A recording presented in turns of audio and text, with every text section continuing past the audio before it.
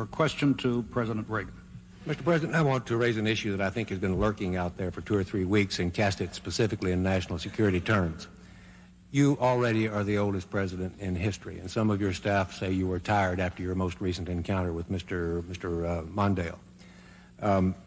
I recall yet that President Kennedy had to go for days on end with very little sleep during the Cuba Missile Crisis. Is there any doubt in your mind that you would be able to function in such circumstances?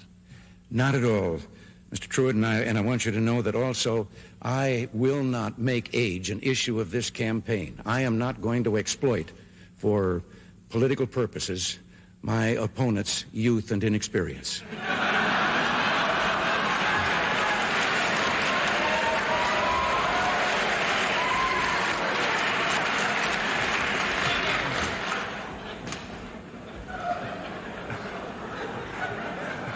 If I still have time, I might add, Mr. Truitt, I might add that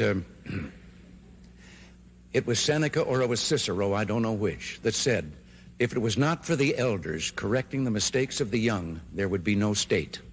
Mr. President, I'd like to head for the fence and try to catch that one before it goes over, but I'll go on to another question.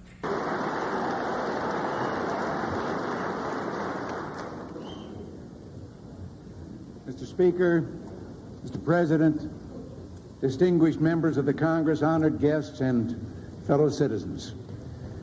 Today marks my first State of the Union address to you, a constitutional duty as old as our republic itself. President Washington began this tradition in 1790 after reminding the nation that the destiny of self-government and the preservation of the sacred fire of liberty is finally staked on the experiment entrusted to the hands of the American people. For our friends in the press who place a high premium on accuracy, let me say, I did not actually hear George Washington say that.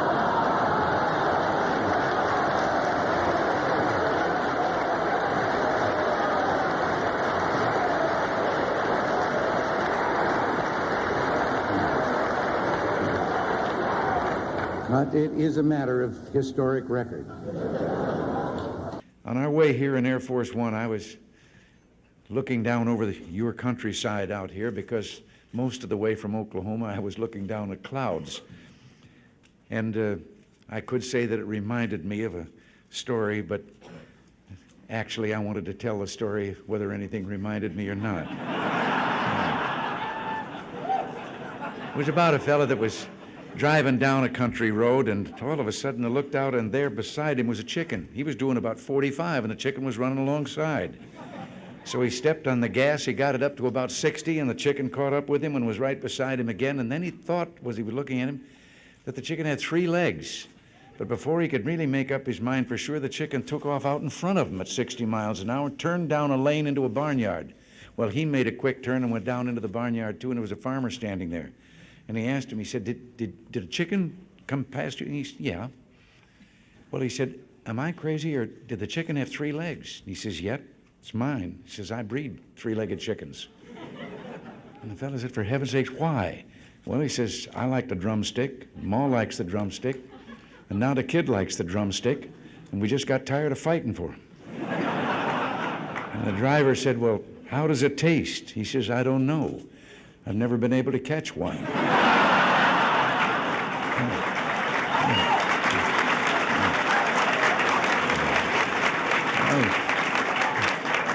Well, seriously, since... Thank you very much. Thank you all. Thank you. As Henry VIII said to each one of his 6 wives, I won't keep you long.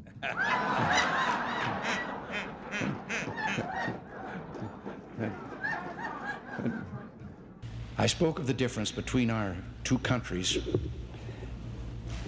I try to follow the humor of the Russian people. We don't hear much about the Russian people. We hear about the Russian leaders. But you can learn a lot because they do have a sense of humor, and you can learn from the jokes they're telling. And one of the most recent jokes I found kind of, well, personally interesting. Maybe you might tell you something about their country. The joke they tell is that an American and a Russian were arguing about the differences between our two countries. And the American said, look, in my country, I can walk into the Oval Office, I can hit the desk with my fist and say, President Reagan, I don't like the way you're governing the United States. And the Russian said, I can do that. The American said, what? He says, I can walk into the Kremlin, into Brezhnev's office, I can pound Brezhnev's desk, and I can say, Mr. President, I don't like the way Ronald Reagan is governing the United States.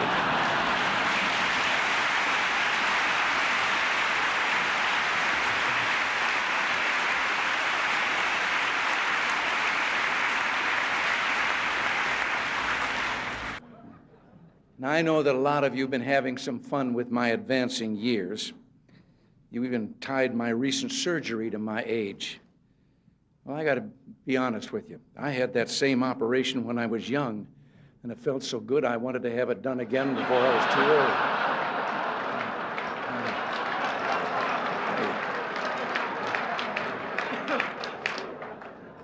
But I am aware of my age. When I go in for a physical now, they no longer ask me how old I am. They just carbon date me. Incidentally, I've got a news item for you. We have a spin-off from our Star Wars research. It's a helmet for me to wear at press conferences. All I do is push a button and it shoots down incoming questions.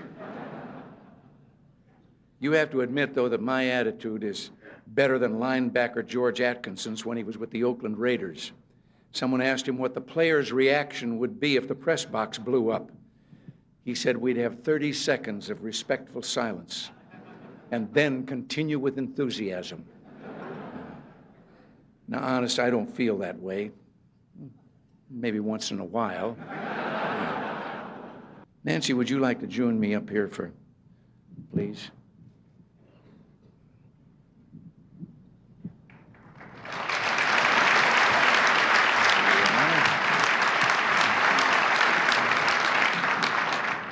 I know it's getting late, dear, but it's not often that we have so many people who've written about us and broadcast about us all together in one room like this, and I thought you might like to say a few nice words to them.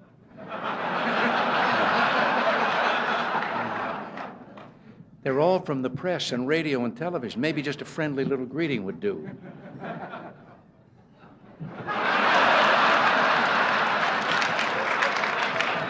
How about just a word or two, something friendly, even one kind word? I'm thinking. Seriously, my friends, as always, we've had our share of laughs tonight at one another's expense, which is as it should be in a city where the issues are important and the passions run so deep. Maybe the fun and good nature of evenings like this is a good place to start. So thank you for your hospitality and thank you for inviting us. Thank you. All right. Thank you.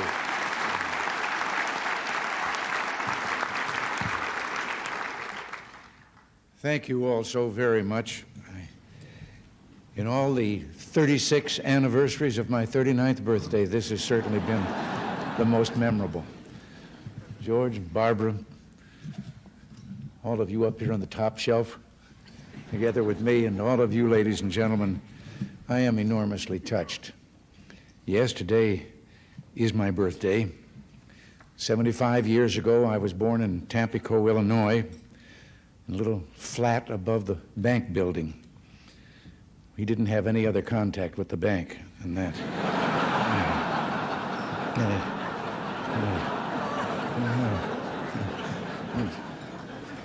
Now, here I am, sort of living above the store again.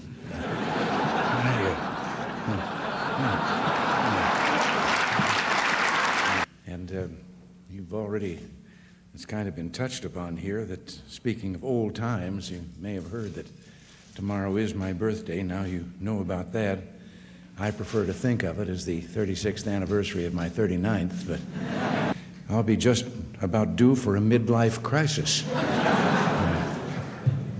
In fact, I'm thinking about a career change. Drop this political business and See if I can't do something different like radio or the movies. Well, maybe I'll give politics another 3 years. This time of the year always tends to be a summing up time for me. It's been swearing in time, and the new year every year, and a birthday, the 36th anniversary of my 39th birthday.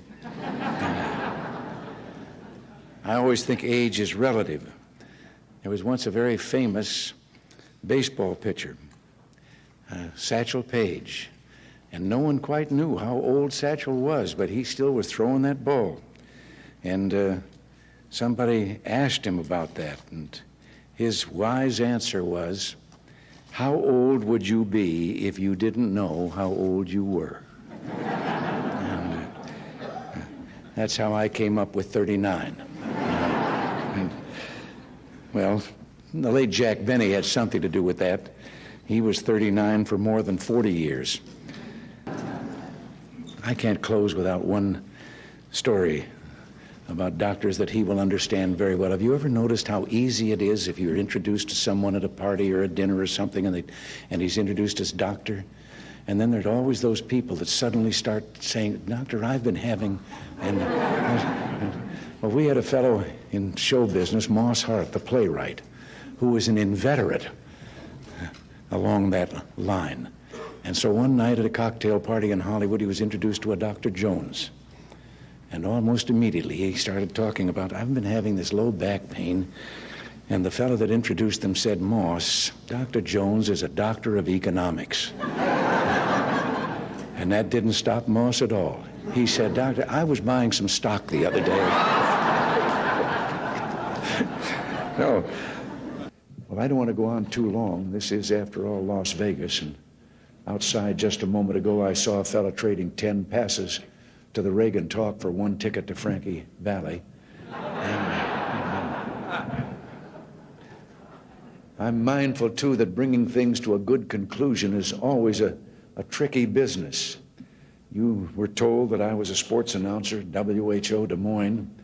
Well, back in those days, the great evangelist Amy Semple McPherson was making a tour of the country holding revival meetings, and one of them in Des Moines. Now, the station thought it would be a good idea, an enterprising public relations man, to interview Amy Semple McPherson. But why they picked a sports announcer to interview that noted evangelist, I'll never know. But there we stood in the studio, and I asked her several what I thought were appropriate questions, and then she answered graciously, but then went into a very fervent plea about the success of her meeting. And I sat down until suddenly I heard her saying goodnight to our radio audience, and I looked up at the clock, and there were only 4 minutes to go. Well, I didn't know enough about Amy Semple McPherson that I could fill 4 minutes.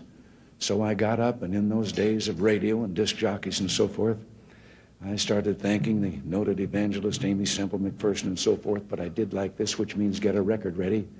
And the fellow out in the control room through the window reached out. There was always records around there for such contingencies, and picked one up and put it on the table. And I said, "Ladies and gentlemen, we conclude this broadcast by the noted evangelist Amy Semple McPherson with a brief interlude of transcribed music."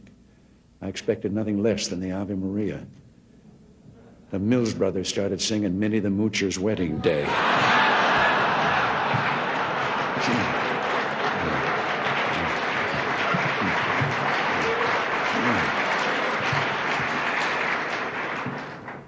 She never did say goodbye. She just slammed the studio door as she went out.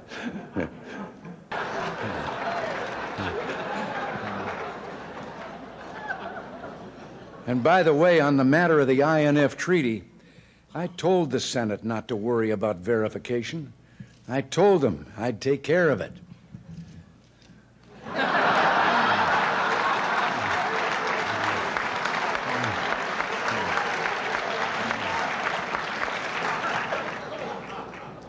And while Gorbachev was here, I even made him write 100 times, "I will not cheat, I will not cheat."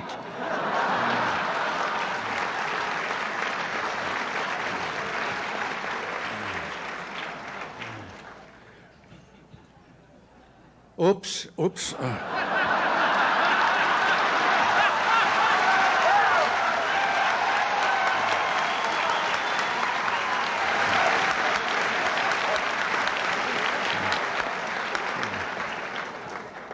Well, now, during my presidency, I've always emphasized diplomacy.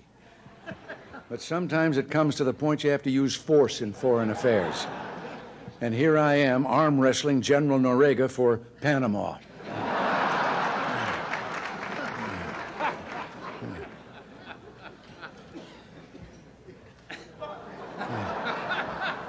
We really enjoyed our trip to China, and were amazed that the population was over 1 billion people.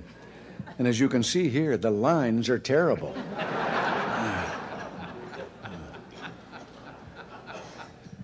On another trip, the government of Indonesia gave us these gifts, and they're our friends.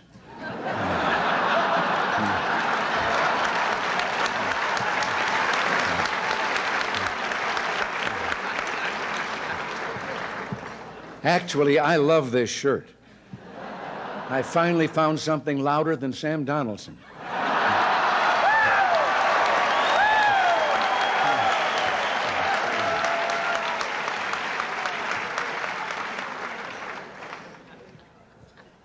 And speaking of the press, remember during the Contra Aid vote when the networks wouldn't let me on the air? I bet you wondered how I finally got my message out.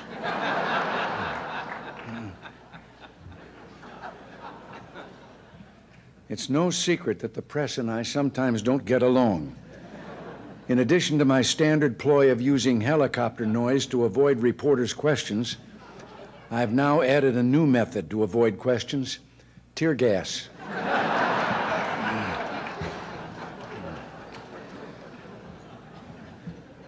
I've loved almost every minute I've been in office, although there were a couple of trips to the hospital. In case you're wondering what happened here, I had just said, "So, Don, you say you're going to write a book."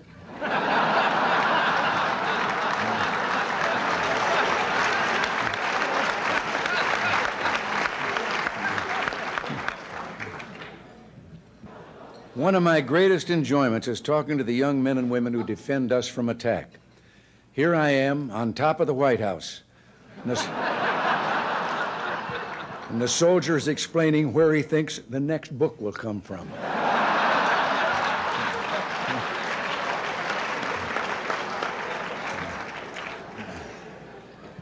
It's fortunate that not everything has been spilled in these books, however. I mean, I hope the environmentalists never find out about this one. We used to fly Air Force One over Wyoming low and shoot buffalo from the window.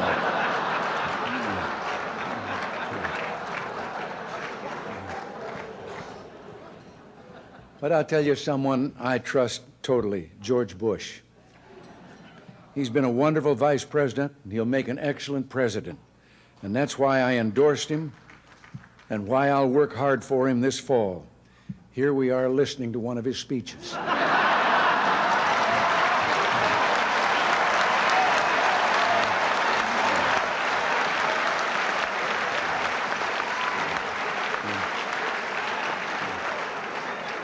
You here tonight do good, hard, creative work, and I respect that too. So, as we say our farewells here tonight, this salute's for you.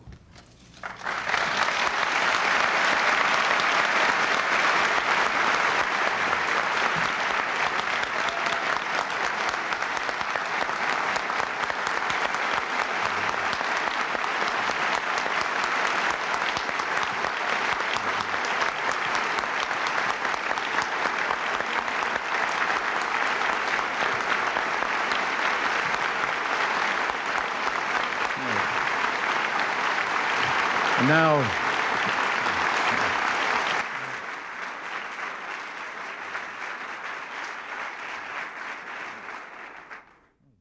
thank you very much, but I think George and I should be applauding you. I thought it'd be good to get together now that we've all rested from our summer vacations. Although it's true summer vacations aren't always restful, you know that leads to a story. There was a fellow that was on his way to a mountain resort, and a policeman stopped him and said, "Did you know that you're driving without taillights?" And the driver hopped out of the car. He was so badly shaken that the officer took pity on him and said, well, now, wait a minute, calm down. It's not that serious an infraction. The fellow said, it may not mean much to you, but to me it means I've lost my trailer, a wife, and 4 kids.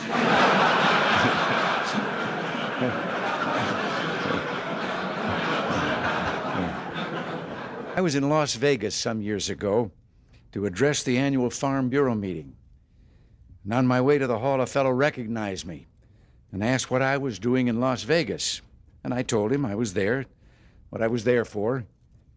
And he said, what are a bunch of farmers doing in a place like Las Vegas? And I couldn't resist. I said, Buster, they're in a business that makes a Las Vegas crap table look like a guaranteed annual income.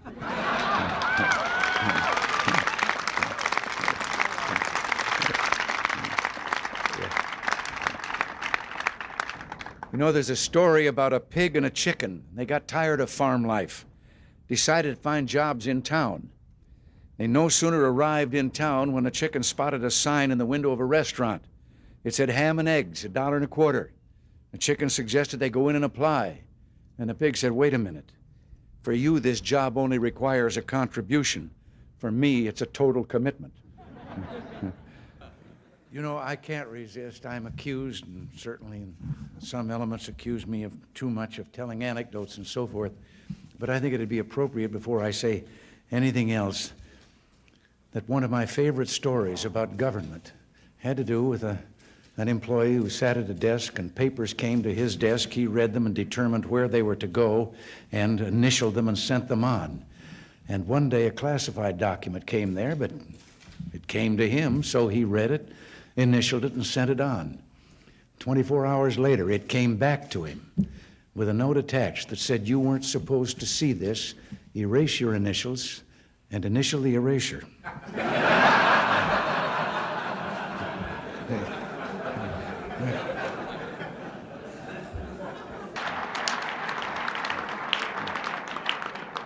But even Howard Baker's writing a book about me.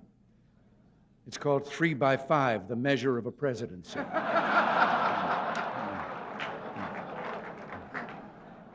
Mike Devers, in his book, said that I had a short attention span. Well, I was going to reply to that, but oh, what the hell, let's move on to something else.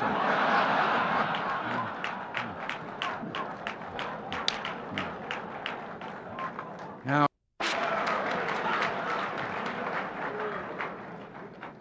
George Bush is doing well.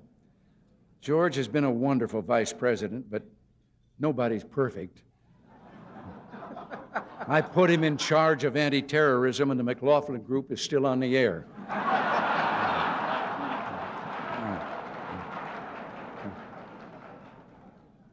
But with so much focus on the presidential election, I've been feeling a little lonely these days.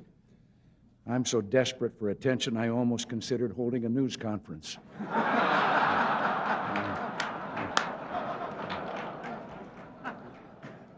I've even had time to watch the Oscars.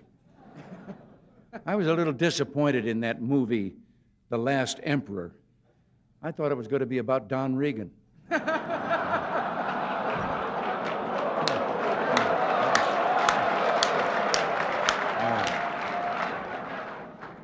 Now, one example is a story they tell. You know, you have to wait 10 years there for delivery after you order an automobile.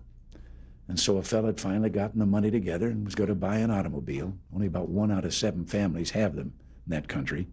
And he went through all the paperwork and everything and finally signed the last paper, laid down his money, and then the man behind the counter said, come back in 10 years and get your automobile.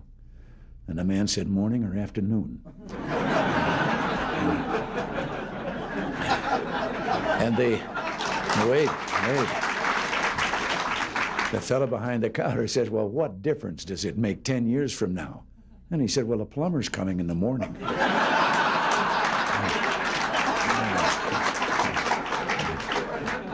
I know that some of you are no beginners when it comes to writing headlines. Reminds me a little bit of a cub reporter. You knew that something would remind me of a story. A cub reporter whose first solo assignment was interviewing a fellow who was just going to have a birthday that made him the oldest person in town. And he got to the address. It was an older building out in the outskirts of the city, and elderly gentleman ushered him in. He sat down, and the reporter determined he was the man, and he said he was there for the interview, and he led right to the matter about how old are you, and the man said 96. He said, to what do you attribute your longevity? And the fellow said, I don't smoke, drink, or run around with wild women. And at that moment, there was a crash from upstairs. And the reporter looked up and he said, what was that? The old boy said, oh, that's Dad. He's drunk again.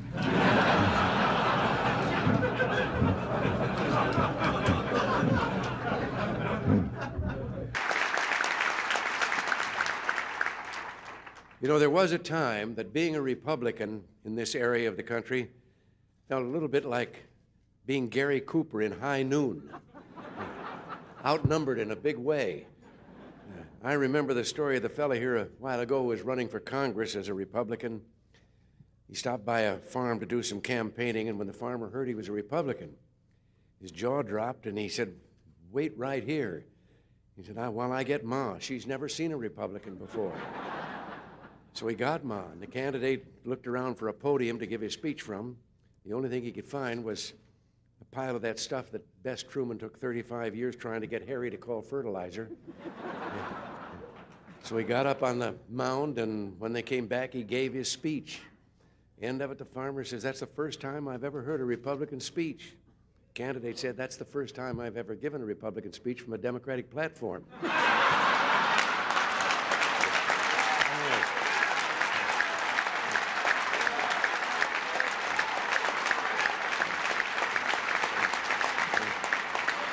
It can be best described in a story I like. Three fellows that went out of the building to get in their car and found they'd locked the keys in. They were locked out. And one of them said, get a wire coat hanger, and we can straighten it out, and I can get and the other one says, you can't do that. Somebody think we're stealing the car. And the third one said, well, we better do something pretty quick because it's raining, starting to rain, and the top's down.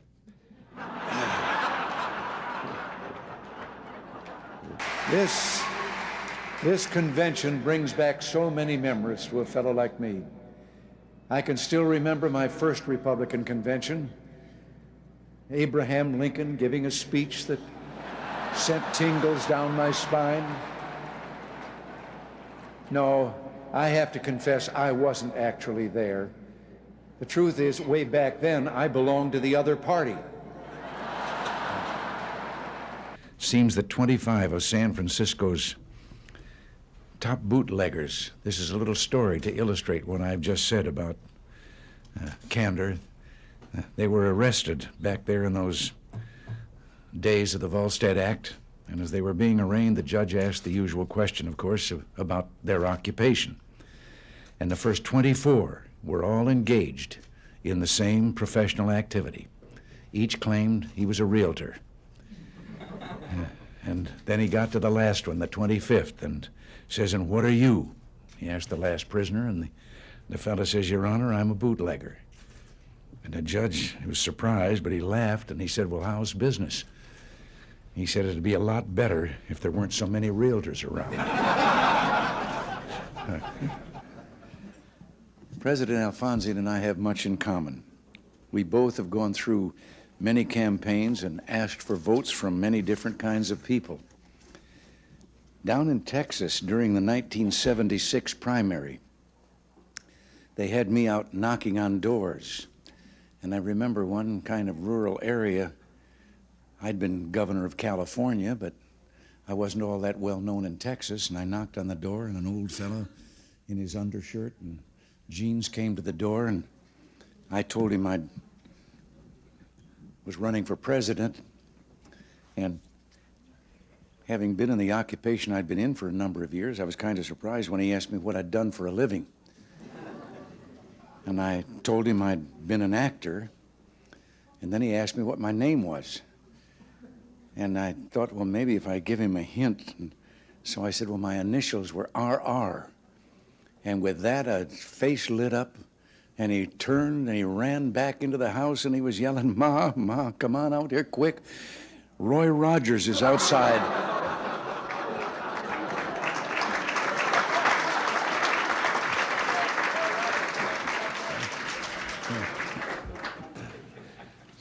course, asking for help suggests a certain degree of trust, which reminds me of a story. It has to do with a fellow that fell off a cliff, and he grabbed a limb on the way down, and there he hung, dangling above the rocky canyon, and he looked up and didn't see anyone, and he finally shouted out, "Oh, Lord, if you're up there, tell me what to do." And a moment later, a voice came booming down from the heavens that said, "If you have faith, let go." Well, he took another look down at those rocks 200 feet below, then looked up again and says, "Is there anyone else up there?"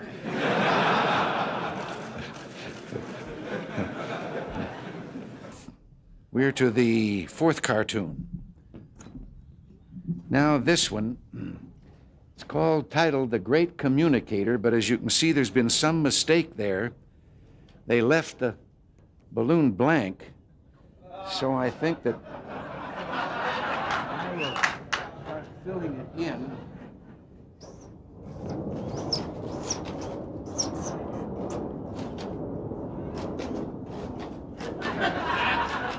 I forgot what I was going to say.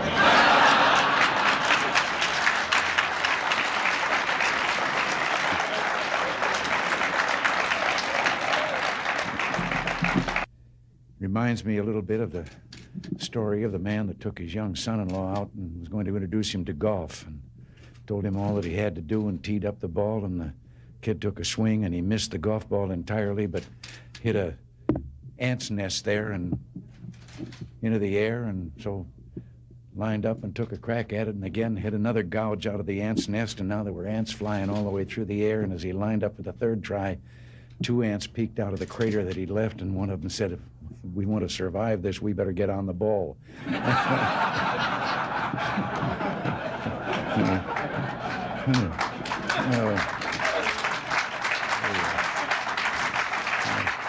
Being a former Democrat myself, I know how difficult it is.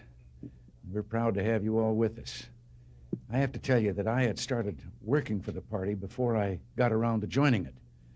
And one night, 1962 state campaign in California, I was speaking at a fundraiser, and a woman stood up in the middle of the audience and asked me if I'd re-registered. And I said, "No, but I'm going to."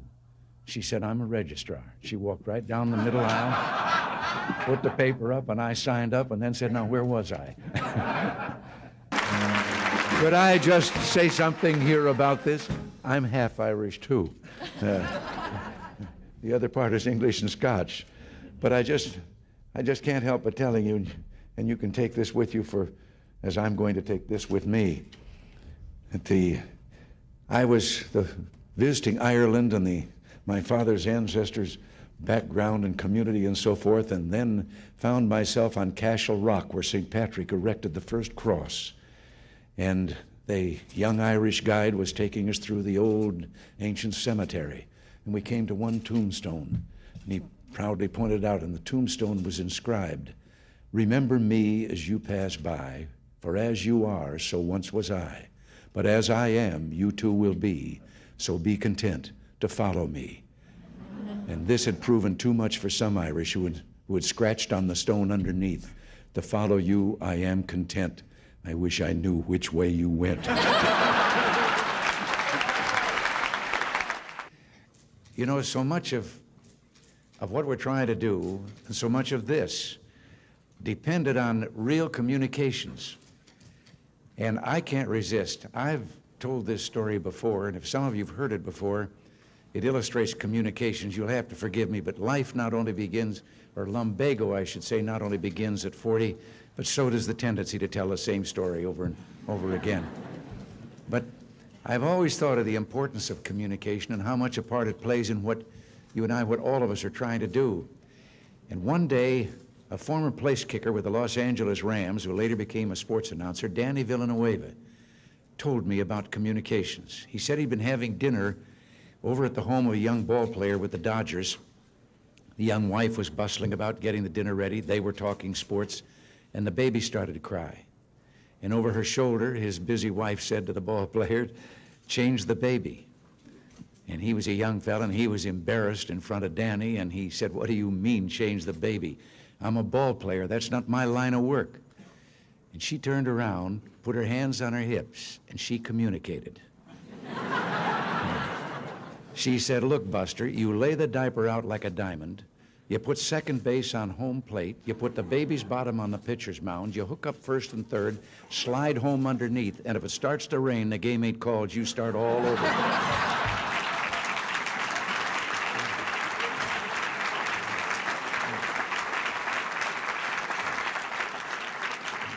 Something else I have to interject here, although this is not an occasion for humor. But I've had a kind of a hobby lately of collecting, by way of dissidents, stories that are told behind some of those iron curtains and those iron walls by the people themselves, showing their own cynicism about the system under which they're forced to live. And one recently that I heard had to do with 3 dogs that were having a conversation, an American dog, a Polish dog, and a Russian dog. And the American dog was telling them about how, well, he barks, and then in our country, his master gives him some meat. And the Polish dog said, what's meat? And the Russian dog says, what's bark?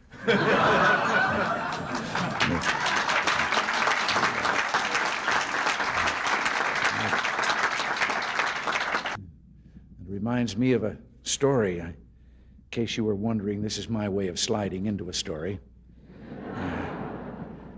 Many of you here work on East-West trade issues, and I like to collect stories that I can verify that the Russian people tell among themselves, so I'm going to tell you this one. It's about General Secretary Gorbachev. Seems that as part of the campaign to straighten things out there in his country, he had issued an order that everyone caught speeding or seen speeding should get a ticket, no matter how important they might be. Well, one morning he was out at his country home and realized that he was running late for a meeting that he had in the Kremlin, and he went out to get in his car and told the driver to get in the back seat that he'd drive. And he did, and down the street he went, and they passed 2 motorcycle policemen, and the one of them took off after him. And a little while later he came back and joined his companion, the other motorcycle officer, and the fellow said, did you give him a ticket? And he said, no. Well, he said, why not? Well, he said, no, this was someone too important. Well, he said, we were told to give it no matter who it was that they were going to take. No, he says, not that. Well, he said, who was it? Well, he said, I don't know, I couldn't recognize him there. But his driver is Gorbachev.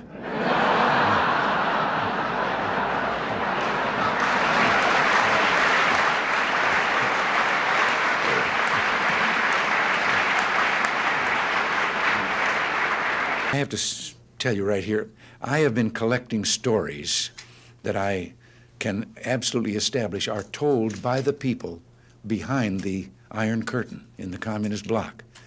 And they're stories that reveal their kind of cynicism about the system under which they live. And one of the more recent ones that I heard was about the man walking along the street at night, Moscow. Soviet soldier called to him to halt. He started to run. The soldier shot him. And another man said, why did you do that? Well, he said, curfew. Well, he said, it isn't curfew yet. He said, I know. He's a friend of mine. I know where he lives. He couldn't have made it.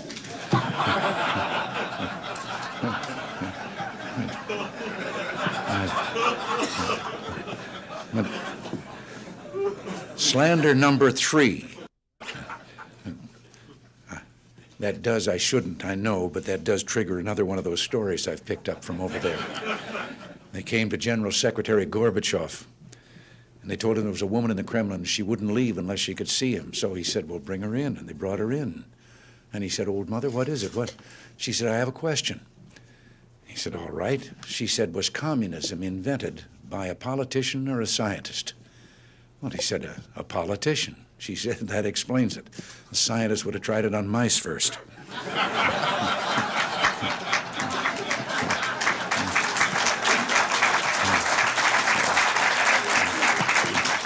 You know, there's a story about a young fellow from the city who hired out to work on a farm during the harvest season.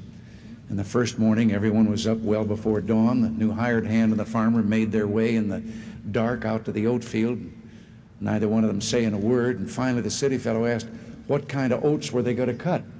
Wild oats or tame oats? And the farmer, a little surprised, said, well, Tame oats, of course. Why do you ask? Well, he said, I was just wondering why we're sneaking up on him in the dark. There's a story, and I understand it's true. It's about a newspaper photographer out in Los Angeles. Kind of reminds me of Howard. He was called in by his editor and told of a fire that was raging in Palos Verdes. That's a hilly area in the southern part of Los Angeles County. And the photographer's assignment was to rush down to a small local airport, board a waiting plane, go out and get some pictures of the fire and be back in time for the afternoon edition. Well, he raced down the freeway, broke all the traffic laws, got to the airport, drove his car to the end of the runway, and sure enough, there was a plane revving up its engines, ready to go. He jumped in the plane shouting, "Let's go," and they were off. At about 5,000 feet, he began getting his camera out of the bag, told the fellow flying the plane to get him over the fire so he could get his pictures and get back to the paper. And from the other side of the cockpit, there was a deafening silence. And then he heard those words he will always remember. "Aren't you the instructor?"